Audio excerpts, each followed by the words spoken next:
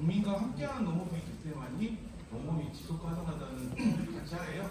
농업계뿐만 아니라 뭐 문화예술, 뭐 여성, 소비자, 환경단체들과 함께 만든 시민단체라고 보시면 될 것 같아요. 저희 포럼이 설립되고 제일 처음 했던 사업이 식생활 교육이라고 하시죠. 그러니까 초등학생들 조리 체험하고 텃밭가꾸기하고 이렇게 먹는 걸 이렇게 체험하면서 우리 농산물이 중요한 걸 가르치는 식생활 교육이 있는데요. 식생활 교육 지원법을 저희 포럼에서 제안을 하고 만들어냈습니다. 1호 사업은 1년 만에 이렇게 잘 만들고 지금 잘 추진되고 있는데 식생활 교육 지원법을 만든 다음에 이제 2호 사업으로 이제 농어베이소를 저희가 농식품부에 직접 제안을 했거든요.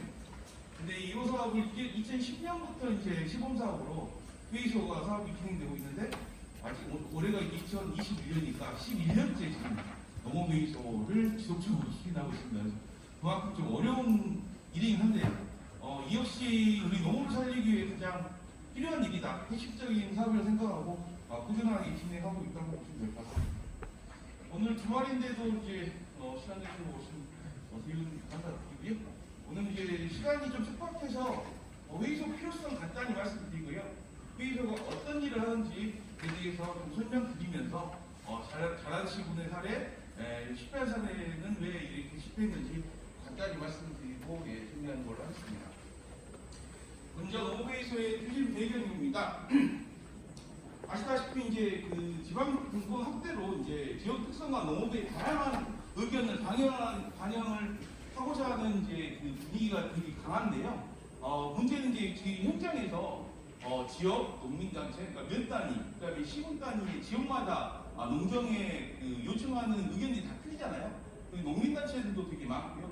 특히 이 농업이 품목이 되게 다양합니다. 가수, 식량작물, 채소, 축산, 특용작물 여기에서도 아시다시피 수백 가지의 품목들이 있다 보니까 현장에서 농사짓는 분들 다 힘드시거든요. 가격도 별로 안 좋고 그러다 보니까 다들 이제 자기 목소리가 왜냐면 살기 어려우시니까 목소리를 각자 다 내시는데 문제는 이제 한정된 자원인 거죠. 예산을 팡팡 농업에만 지원을 하게 되면 좀 문제가 달라지지만 아까 당황용 교수님께도 말씀하셨고 군의도 말씀하셨지만 예산이 한정돼 있어요. 이 한정된 예산을 모두 다 개별 대응으로 이제 논의하다 보니까 좀 문제가 꼬여 있는 거죠. 복잡하다. 우리 내부에서 농업계 내부의 의견들이 각자 다들 힘드신데 각자 고생으로 이렇게 의견을 내시다 보니까 문제가 발생하는데 우리 농업이 살기 위해서는 지자체, 지방의회, 농식품부, 국회, 더 나아가 국민을 이제 설득을 해야 되는 부분이 있습니다.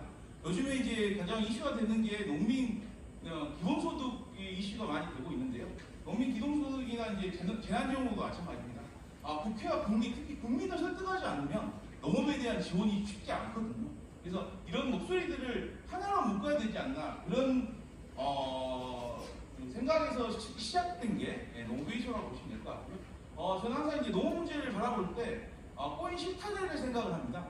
농업계에 오면서 이제 현장에서도 정말 열심히 일하시고 중앙단위, 뭐 연구자들, 단체들도 많이 활동을 열심히 하시는데 지금까지 농업이 살기 좋아졌다고 말을 들어본 적이 없는 것 같아요. 그렇듯이 이 문제를 풀어내는 방법이 뭘까? 라는 고민을 되게 많이 했는데 실제로 이제 이 문제를 풀어내기 위한 역할을 할 수 있지 않을까 회의소가 그런 생각을 했고요. 회의소는 말 그대로 그 회의하는 곳입니다. 우리 농업인들이 모이셔서 회의를 하는 곳이라고 생각하면 되고요. 그 방법으로는 현장의 농업인 의견을 수렴 조정하는 거죠. 그리고 한정된 자원을 가장 효율적으로 사용할 수 있는 방법을 찾는 거라고 보시면 될 것 같습니다. 아까 이재호 위원장께서 말씀하셨는데요. 원래 이제 그 농업에서 시작한 거는 2010년 MB정부에서 시작을 했고요. MB정부에서 시작한 거를 박근혜에서도 이제 계속 지속됐는데 특히 문재인 정부에서는 이걸 대선 공약으로 받았고요. 그 다음에 이제 국정과제와 최상위 농업계획 최상위 계획인 농업농촌 식품산업발전계획까지 반영돼서 이번 정부는 회의소에 대해서 관심 가지고 주도적으로 추진하고 있다. 이렇게 보시면 될 것 같습니다. 농업계 상공회의소라고 간단하게 생각하시면 되는데요. 헌법 123조 5항에 보시면 국가는 농업인과 중소기업의 자주조직을 육성해야 하며 그 자율적 활동과 발전을 보장한다고 명시가 되어 있어요.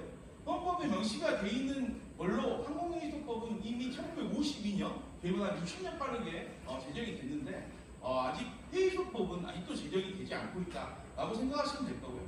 선거에 관련해서는 다양한 일, 엄청난 권한과 권력이 있지만은 이 부분은 생략하도록 하겠습니다. 가장 중요한 게 이제 현장에서 더 잘 아시겠지만 통계적으로 봐도 농어농촌이 계속 힘들어져 가고 있는 게 보이거든요. 농가 인구 비중으로 보면 전체 인구의 약 4.3% 정도밖에 안 되고요. 작년 재작년 기준으로요, 230만도 늦게져서 224만 명 정도 되고 있습니다. 더 심각한 건요, 65세 이상이 46.6%입니다. 그리고 40세 미만 젊은 농업인은 1%도 안 됩니다. 0.7% 정도 되거든요.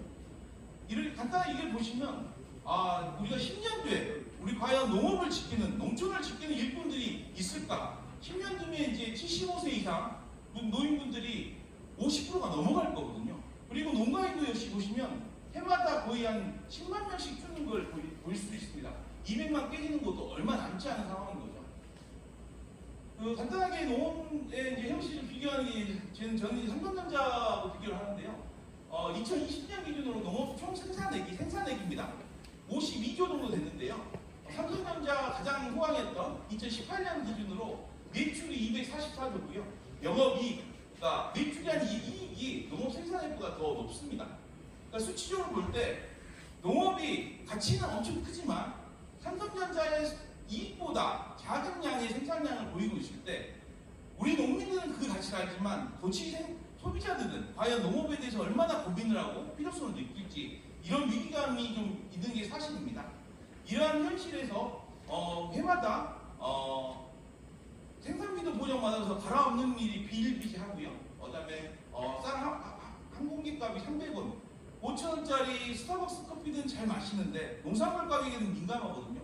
과거에는 제가 어렸을 때 저도 이제 농촌시다 보니까 어렸을 때는 뉴스를 보면 이렇게 갈아엎는 사진들, 그다음에 이런 문제들이 있으면 데이터스필 그리고 중앙지 언론, TV에도 많이 나오는데 요즘에는 갈아엎는 건 거의 안 나옵니다. 문제는 대신에 그 물가가 조금이라도 상승하면 최근에는 AI 때문에 이제 계란값이 파동이 났는데 그 부분만 주목을 하죠. 장바구니 물가 위상 그리고 바로 수입을 합니다. 갈아엎을 때는 아무 이야기 안 해요. 이런 게 문제고요. 더 나아가서 이제 지역 소멸까지도 걱정하는 현실이라고 볼 수 있습니다. 그런데 이제 농민단체들은 이제 보통 이제 지역에서는 30개소 이상, 도 단위에서는 50개 이상, 중앙대에서는 100개가 넘고요. 농식품 기준으로는 661개의 사단법인 재단법이 있는데 이 다수적이고 민간이 혼재되어 있고 농민 간의 단체 간의 또 경쟁이 사실적으로 있습니다. 그러다 보니까 한 목소리를 못 내고 있다고 볼 수가 있고요.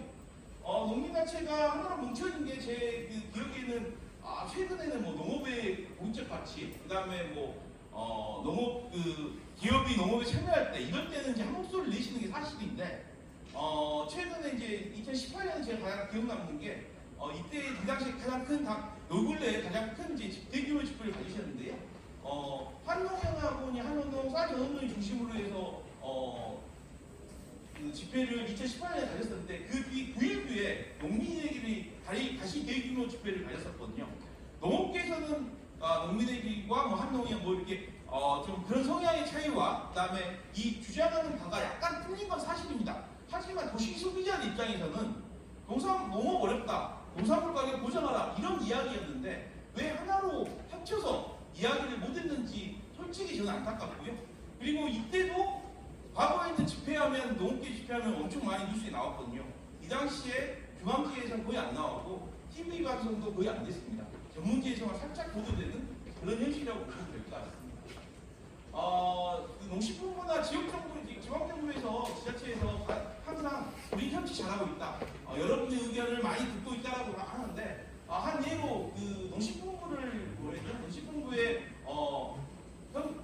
행정기관 위원회가 총 25개가 있습니다.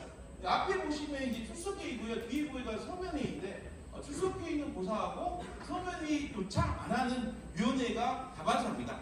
농정심의회가 담양군에 있을 때인데요. 사실적으로 실제적인 심리와 협의가 이루어지는 게 아니라 그냥 밥을 먹고 덕담하는 수준의 그런 협의회로 붙이는 경우가 대부분인 걸로 알고 있습니다. 그렇다면 이건 현재 그 농단협이 있긴 하지만 농단협은 일비 조직이고요.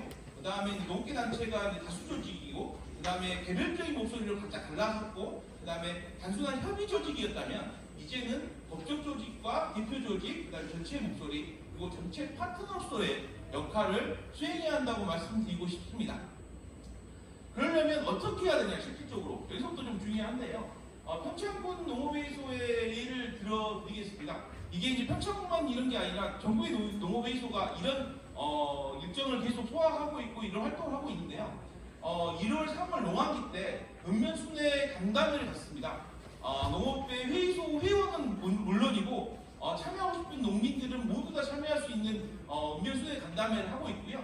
거기서 현장에서 가장 어려운 점, 어떤 사업들이 필요한지, 어떤 지원이 필요한지, 행정에서 지원이 어떤 조직들이 필요한지 농업인들이 이야기를 하시는 거예요. 그 이야기를 다 듣습니다. 그리고 바빠서 참석하지 못한 분들에게는 서면으로 의견을 받고요. 아니면 전화 혹은 회의소에 직접 방문해서 어떤 의견인지 다 수렴을 합니다. 다양한 의견이 있을 텐데요. 이거를 그대로 행정에 전달을 하게 되면 지금하고 똑같은 구조예요. 모두 많은 의견들을 전달을 해봐야 행정은 그거를 소화하지 못합니다. 예산도 한정돼 있고, 교수님도 말씀하셨죠. 11시까지 일하신다고. 그렇게 일이 많기 때문에 이 가시수를 너무 많은 걸 요구해봤자 행정에서 소화를 못해요. 예산도 부족하고요. 그래서 어떻게 하냐? 여기 계신 분과위원들에서 축산분과는 축산에 관련, 쌀 문제는 식량에, 가공분과에서 가공 관련의 의견들을 조정하는 거예요. 여러분들이 현장에서 하고 있기 때문에 가장 문제가 뭔지, 어떤 게 가장 중요한지, 담양군에 중요한지를 가장 잘 아시지 않습니까? 그거를 국가위원회 1회, 2회차에 걸쳐서 의견 조율을 하시는 거죠. 내년 사업에, 그리고 현재 담양군에는 우리 축산국가에서는 이런 게 가장 시급하다. 이런 일을 가장 먼저 해결해야 된다. 이런 의견을 조율을 하고 우선순위를 결정을 하게 됩니다. 우선순위를 결정을 하게 되면요. 군에 과거에는 그냥 의견을 말로만 했지 않습니까? 이렇게 공문으로 보냅니다. 우리는 담양군에서는 이런 사업들을 제안한다. 어떻게 반영하겠느냐라고 여쭈고요. 이거에 대해서 처리 계획을 어떻게 할지 행정문서를 받거든요. 이 행정문서를 받은 다음에 그 다음에 그냥 안 해준다거나 해준다고 하면 문제 없는 거잖아요. 근데 이게 담양군에 꼭 필요하다. 근데 안 되는 이유가 다양하죠. 인력이 없다, 예산이 없다, 아니면 지금은 시기상조다. 이런 부분들을 여러분들이, 왜냐하면 여러분들이 현장에서 가장 어려우신 거잖아요. 여러분들이 농민의 대표로 회의에 참여하신 거잖아요. 여러분들이 답을 찾는 거예요. 회의소 사무국과 대의원과 이사님들이 그럼 어떻게 할까? 그럼 예산이 부족하다 하면 군은 예산, 의회와 약간 가불관계적인 관계가 있어요. 솔직히 의회에서 명확하게, 왜냐하면 다른 부서들 다 예산을 추구하니까. 근데 회의소는, 그리고 여러분들은 유권자시거든요. 그래서 회의소가 대표해서 이게 지금 우리가 읍면순회 간담회를 가져보니 이런 것은 가장 꼭 필요하더라. 예산 좀 줄 수 없느냐. 내지는 방법적으로 이렇게 인력이 부족하다 하면 이런 식으로 인력을 보강하면 할 수 있을 것 같은데 라고 대안을 만들어서 이제 제시를 하는 거죠.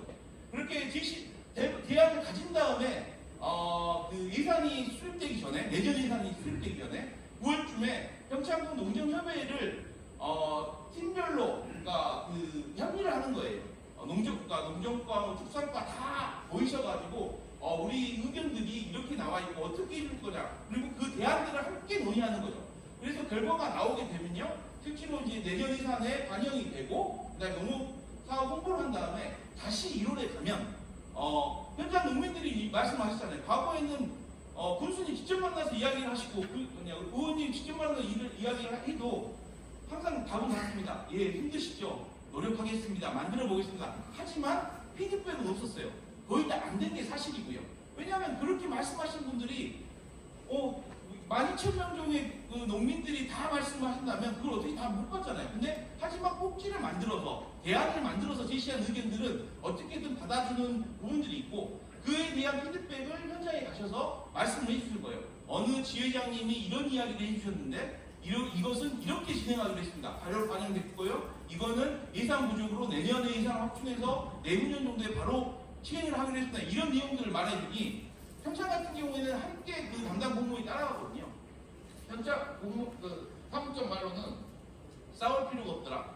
이 내용들을 다 농민들한테 공유를 해주니 내년에 하겠다고 하면 행정에서도 어떻게 하려고 노력을 하는 거죠. 점점점 바뀌어져 나가는 게 농정이 바뀌어져 가는 걸 체험할 수 있다고 말을 하고요.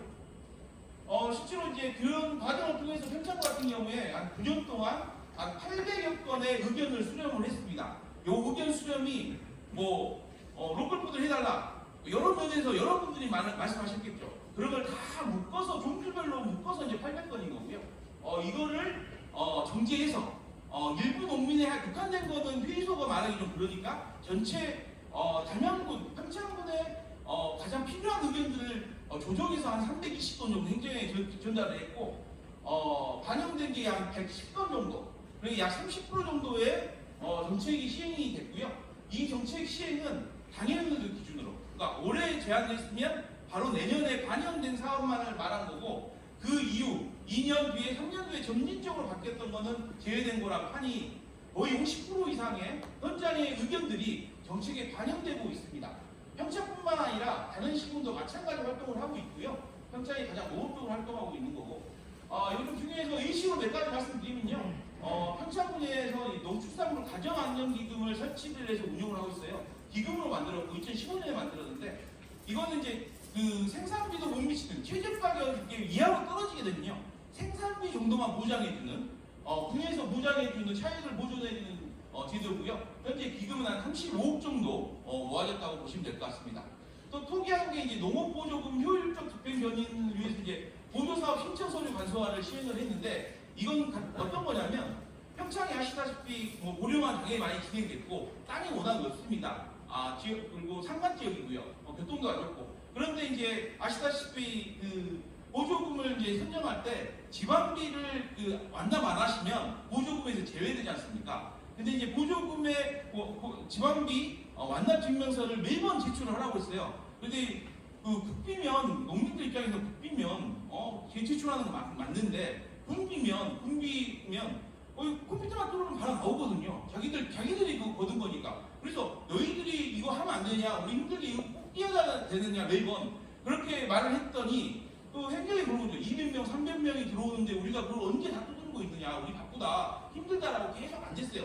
그래서 이제 평창군 회의소에서 그런 거에 제안을 한 게, 역제안을 한 게 200명, 300명 신청자를 다 검색하면 실제로 어렵다. 그렇다면 실제로 보조금 받는 사람들은 20명, 30명 정도밖에 안 될 텐데 적은 건 5명, 10명 이런 것도 있고요. 그래서 그 심의위원회에서 선정된 분들만 확인하면 될 거 아니냐. 만약에 선정된 다음에 확인을 했더니 보조금을, 그러니까 지방비를 체납했으면 그분들은 제외하고 후순위로 넘어가면 되지 않느냐라는 합리적 대안을 했더니 행정에서 우리에게 반박할 근거가 없는 거예요. 그 정도 할 수 있거든요. 20년, 30년 두드리 금방 나오지 않습니까?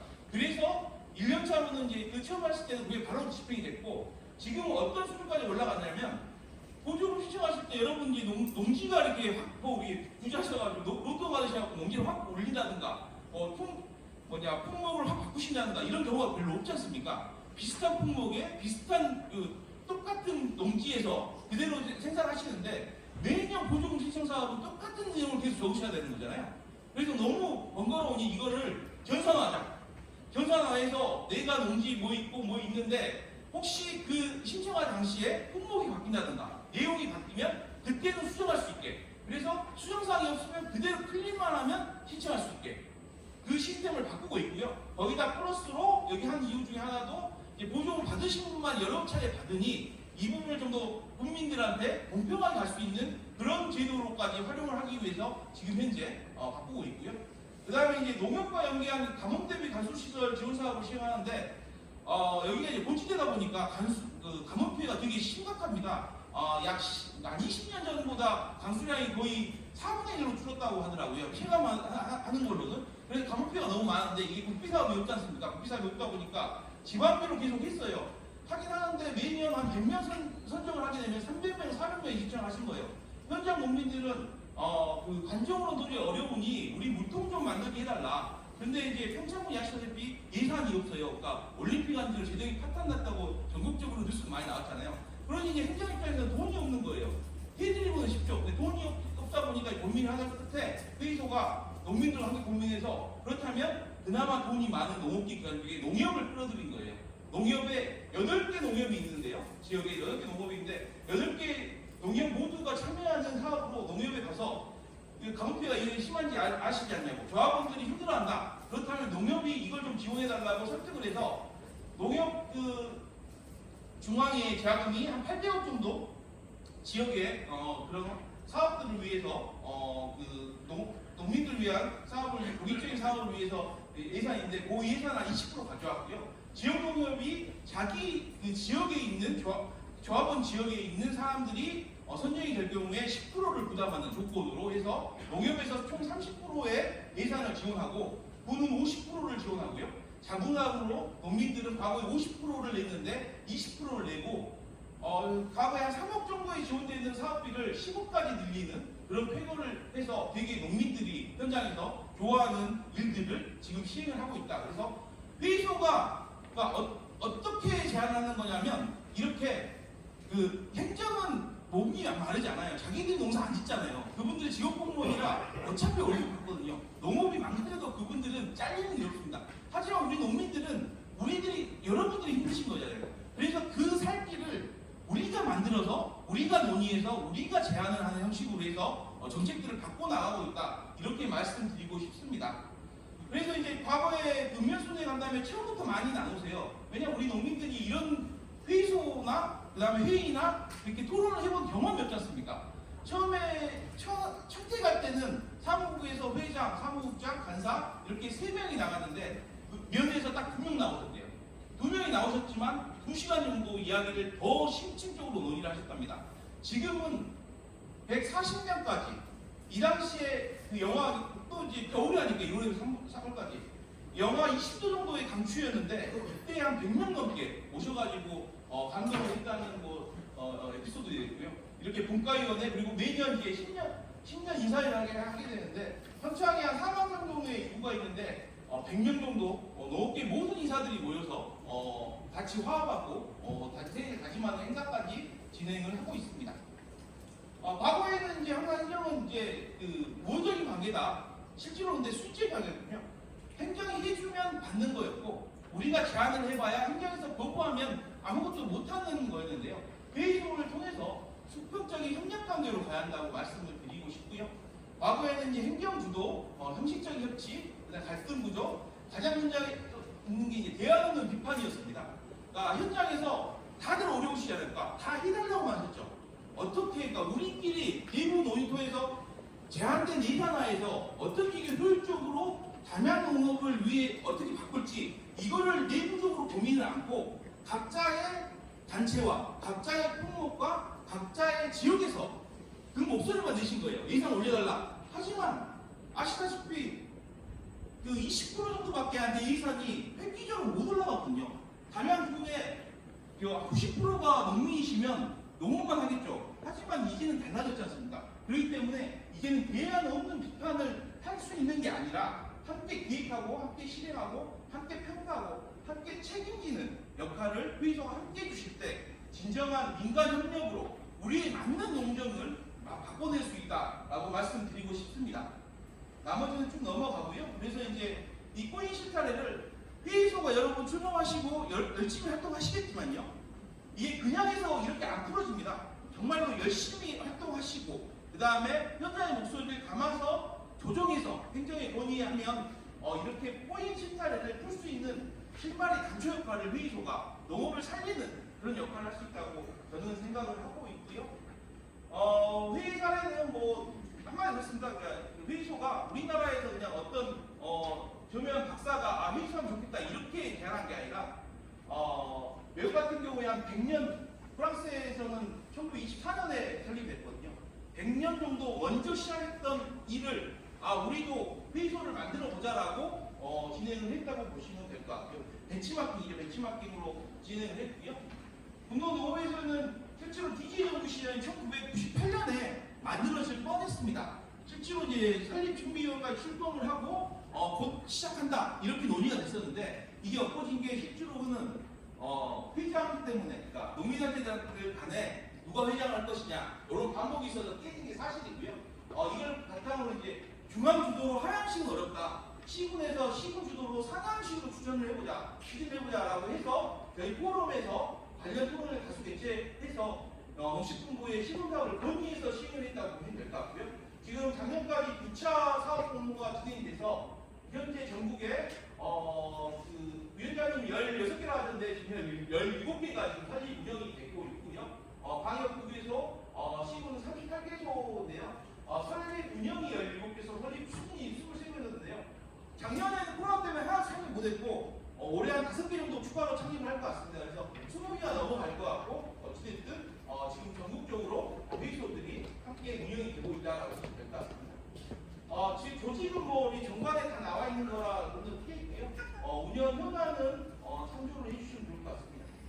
그래서 이제 기본적으로 주요 사업은 당연히 이제 그 이해 막 시작하시는 거잖아요. 가장 중요한 아까 말씀드렸던 정책 자문 대응 기구예요. 현장의 의견들을 얼마나 담아서 얼마나 바꿔내는지 그래야 현장 농민들이 자발적으로 참여할 수 있습니다. 현장에 그 대의원님들 아시겠지만 현장에 회원들이 있으시지만 회의소 뭐 하는지 잘 모르시잖아요.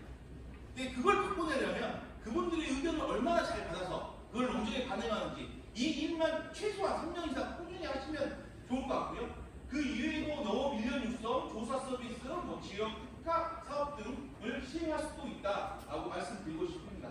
거창군도 이제 되게 잘하고 있는데요. 거창군에서는 뭐 토론회, 농촌 참여 예산 수립, 소식개발단, 민원상담, 마을 만들기 특화 사업 이런 다양한 사업을 하고 있고 특징적 경력 중에 하나가 이제 PS 교육을 이제 PS 갑자기 시작했잖아요. 현장 농민들이 잘 모르셨을 때 이때 아마 대학도 기술센터에서 중앙 집중식 기술센터에서 교육만 했을 건데 거창 같은 경우에는 회원을 강사단으로 활용을 했어요. 회원, 이사님, 대의원님, 회원들을 강사단으로 모집을 해가지고 이분들을 먼저 교육을 시키고 이분들을 자기 동네로 가서 교육을 하게 해서 전체 행정마을 중에 167개가 있는데 221개, 전체 84%의 모든 마을을 들어가고 이게 회의소 아니 못합니다. 공무원들이 이걸 어떻게 해요? 회의소가 있기 때문에 이걸 가능하게 했고요. 그 다음에 농지 실태조사, 요즘에 LH 문제 때문에 실태조사 문제 많잖아요. 이거 행정에서 죽어도 못합니다. 현장 가봤자 계속 농사 짓는 분들이 붙어서 농사 짓는 것도 아니시잖아요. 그래서 이거 어떻게 합니까? 이거 농민밖에 할 수 없는 거거든요. 회의소가 만들어지면 농식품부도 활성화되면 농지 실태조사는 맡기겠다라고 실제로 그 담당 국장이 저에게 말을 했거든요. 그러니까 농지를 지키는 게 행정은 못해요. 우리 농민들이 하셔야지. 그래서 그런 역할. 그리고 공인권 직불제 마을 단위 공동체 활동, 그다음에 홍보를 지원하는 활동 등을 시행을 했어요. 그러니까 이런 활동들을 실제로 회의소가 시행할 수 있다고 볼 수 있고, 그다음에 이제 평창군에서 이제 지방선거를 3번 정도, 2010년도에 11년도에 만들어졌거든요. 3번 정도 치렀는데 이때마다 평창군에 이제 군수로 토론을 하실 텐데 농업 갖고만은 안 하시잖아요. 전체 갖고 하시잖아요. 회의소는 농업만 가져갑니다. 근데 이 토론을 하기 전에 농민들하고 회원들 대상으로 전수로 그러니까 최대한 많이 설문조사를 했어요. 공통 공약을 만들기 위해서. 회의소에서 공약을 만든 거죠. 그 준비 단계로 물론 대의원 회의, 그 다음에 이사회, 국가회의를 거쳤지만 전체 그 농민들 대상으로 설문조사를 시행을 해서 과연 평창군의 가장 시급한 농정사업이 뭐냐, 이번 군수는 어떤 사업을 했으면 좋겠냐라고 의견을 모아가지고 공통경험을 제시를 했어요. 모든 후보자한테 제시를 해서 후보자들이 대거 받으셨고요. 그러니까 2018년 같은 경우에 되게 희한한 게 농업병하고 거의 똑같았대요. 회의소 공약을 다 받으셨거든요. 그리고 이 후보자 토론회를 통해서 군수가 선출이 됐고, 조금 이따 말씀드릴게요. 어찌됐든 군수님이 그 내용은 조금 이따 그 사례할 때 다른 때 말씀드리겠습니다. 이것도 중요한 부분이라. 그리고 공항부 같은 경우에는 시립사업을 이제 로컬푸드하고 학교 급식센터를 했는데요. 이 부분은 이제 오해하지 마시라고 잠깐 말씀드릴게요. 왜냐하면 이제 이 사례 가지고 농협에서 너희들 경제사업 하려고 하는 거 아니냐라는 오해를 하고 있는데, 로컬푸드를 한 이유가 뭐냐면 이 당시 로컬푸드 만들 때 로컬푸드가 전국의 이슈였어요. 완주군에서 성공을 해서 월 100만 원을 보내 안 보내 막 이러면서 신문보도에 엄청 났거든요. 그러면서 모든 시군 농민들이 우리도 로컬푸드 해달라 이런 제안들을 엄청 많이 했거든요. 봉화도 마찬가지로 그런 제안들이 많이 했는데 문제는 봉화가 로컬푸드의 성공 케이스를 보면 완주는 옆에 전주가 있고요. 그 다음에 세종 성공이 있고요. 화성이 있고요. 김포 있는데 다 대도시를 끼고 있습니다. 소비지를 끼고 있어서 가능했던 거고 담양 역시 광주가 있거든요. 그런데 봉화는 강원도 딱 가운데 있고요. 고속도로도 없어요. 그러다 보니까 교통도 안 좋고 그 다음에 대도시가 없다 보니까 로컬푸드가 성공할 수 있는 사례가 아니에요. 지역이 아니에요. 그래서 이걸 계속 농협에다 말하니 농협은 돈이 안 되면 안 하거든요. 경제조직이잖아요. 그래서 아무도 안 한다 그래서 군수가 다 안 한다 회의원한테 부탁을 한 거예요. 너희들이 한번 해보면 어떻겠느냐. 농민들을 위해서. 그래서 어쩔 수 없이 맡아가지고 되게 열심히 잘했어요. 지금 현재 20억 작년에 20억을 찍었거든요. 그래서 과거에는 봉화를 회수 때문에 견학갔는데 지금은 로컬푸드 우수 사례로 견학을 많이 갑니다. 그래서 그러니까 이런 사례는 뭐냐면 아무도 안 한다고 할 때 농민이 정말 필요하다면 그런 일은 회의소가 맡을 수 있는 거죠. 우리는 경제사업을 만들려고 만든 조직은 아니거든요. 그런 오해 소지를 피하기 위해서 이제 말씀드렸고요. 회의소에 이제 오해소 이런 부분인데 이런 별로 없으겠지만 또 다른 농민단체 아닌 거 아시잖아요. 농민단체들 다 들어오셔서 같이 의견을 모아서 하는 그런 역할을 하시는 거고요. 여기 이때 이제 아까 홍창을 말씀드렸는데 요걸 말씀드렸는데 반면단체가 아닌가 이런 게 있어요. 이번에 이제 전농에서도 그런 성명서를 발표하는 바람에 법조에 조금 찬물을 끼얹었는데 이거는 위험합니다.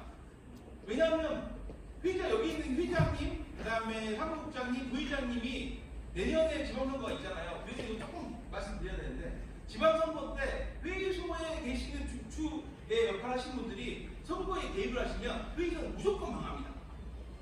왜냐하면 지방선거도 바뀌잖아요. 만약에 지지하신 분이 당선되면 한 4년은 잘 돌아가겠죠. 근데 언젠간 바뀌세요. 왜냐하면 기껏해서 3번 연임할 수 있는 거잖아요. 12년. 안 되면 바로 바뀌는 거고. 지금 망했던 진양, 고창, 그리고 봉화도 약간 그런 케이스인데 내가 그러니까 회의소에서 주추 회장님이나 주요 간부님들이 지지하셔서 정권이 바뀌면 무조건 망합니다. 왜냐하면 그 상대편이었던 군수님이 들어오셔서 회의소를 높게 볼 이유가 없잖아요. 저분들하고 같이 저분들이 개입을 하는데 일정 후보자를 지지한 거죠. 농업을 지지한 게 아니라. 그렇기 때문에 절대적으로 그러니까 정치적인 중립을 무조건 지키셔야 되고요. 평창 사례를 말하려고 했던 이유가 평창이 요즘 계속 바뀌었어요. 그러니까 국민의힘, 그러니까 야당했다, 여당했다, 야당했다 했는데 이번에 이제 그 원래 평창이 야권 성향이 강한데 한국당, 그러니까 국민의힘 성향이 강한데 이번에 민주당 그러니까 그 후보님이 되셨는데 후보님이 그 보건직 그 공직자세요. 보건직 공직자신데 그분이 보기에 평창이 너무 행정하고 회의소가 가까운 거예요. 회의소가 건의하면 다 해주고 이러니까 쟤들은 현 군수편이다 라고 오해를 하신 거죠. 그래서 토론회를 하자고 계속 제안했는데 나는 너희들이 주최한 토론회 믿을 수 없다 안 나간다고 4번이나 5번이나 거부를 하셨어요. 이거를 회장님, 사무국장이 계속 믿어라. 우리 절대 그런 거 아니다 라고 설득을 해서 결국 오셨는데 거기에 평창에 가시면 이제 서울대 그 캠퍼스가 있어요. 그 평창 캠퍼스가 한 400명 정도 되는데 그 당시 토론을 할 때 처음으로 400명석이 꽉 찼답니다. 오셔가지고 돌아가신 분도 있었을 때요. 그리고 그 토론회에서 그 보건직에 있던 현 지금 군수님은 공부를 많이 하셨을 거 아니에요. 농업직이 아니니까. 그래서 공부를 되게 많이 하셔가지고 그 토론회 되게 잘하신 거예요. 그리고 이제 군수님이 어차피 농정에 그런 거는 안 하실 거고. 그래서 참여했던 평창국 농민들이 보시고 저 군수 후보 농업 모르는 줄 알았더니 잘하네. 그 기대도 될 것 같은데 이런 지지를 받으신 거예요. 표 차이를 딱 까봤더니 17표가 났답니다. 그러니까 실질적으로 그 토론회에서 그 군수님이 잘하셔가지고 그 득표를 하신 거예요. 그래서 이제는 군수님이 공식적 사회가 그런데요. 회의소에서 내가 오해를 했다. 회의소는 농업만 생각하고 가는 조직이다. 그래서 오히려 지금 그 평창은 어느 정도냐면 모든 그 다량의 중간 지원들이 많잖아요. 평창도 많은데 그런 농촌 중간 조직을 회의소 밑으로 모아라 라고 행정이 제안할 정도로 지금 현재 잘 가까워지니까 지금도 그러니까 정권이 바뀌든 간에 회의소가 잘 운영되고 있는 사실이거든요. 그래서 여기서 시사점은 어찌됐든 무조건 가운데 있으셔야 되고요. 회의소가 그렇다고 정치를 하는 거 아니지 않냐. 그거는 저는 아니라고 해요. 우리는 농업을 위해서 모인 조직이에요. 그러니까 농업 관련해서는 하는 거죠. 회의소가 아까 군수 후보 저쪽 들어처럼 농업을 얼마나 중요시하는지, 어떤 군수가 농업에 어떤 정책을 내는지 이런 건 저희가 체크하고 공약을 내고 그다음에 농업을 위한 군수가 돼야 한다 이런 말씀을 하실 수 있는 거죠. 다만 특정 후보를 지지하는 순간 회의소는 다음해부터는 망한다라고 알아두시면 좋을 것 같습니다. 시간이 너무 없어서요. 마지막으로 법제화 궁금해하실 것 같아서 간단히 설명드리면요.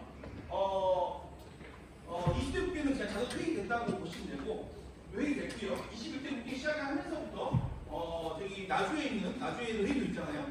신정 의원님이 법안에 발의를 하셨고 꾸준하게 법안 작업을 했어요.